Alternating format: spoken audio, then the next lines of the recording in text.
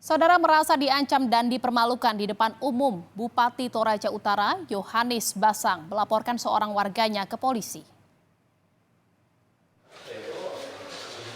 Bupati Toraja Utara merasa diancam oleh warganya bernama Steve Raru saat menggelar apel aparatur sipil negara. Steve berteriak sambil mengepalkan tangan dan mengajak berduel.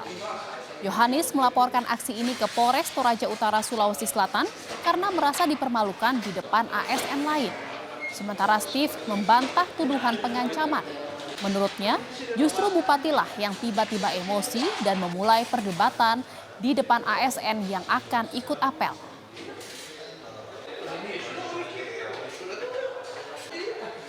Laporkan peristiwa pengancaman yang dilakukan seseorang terhadap saya atas nama Steve di halaman kantor Bupati di Marante dengan mempermalukan saya di depan pegawai. Dan saya tidak merasa, saya sangat merasa tidak nyaman dan saya merasa bahwa saya dalam